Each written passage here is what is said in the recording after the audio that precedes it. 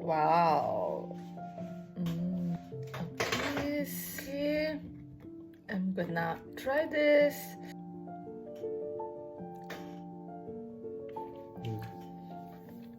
खूप टेस्टी आहे. खूप खूप खूप म्हणजे खूप टेस्टी आहे. ठेवून दे मला एक तास बिकॉज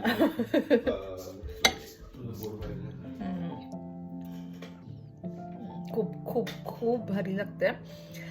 आणि याचं नाव आहे, मी परत एकदा वाचते. हा माझा मेन्यू कार्ड.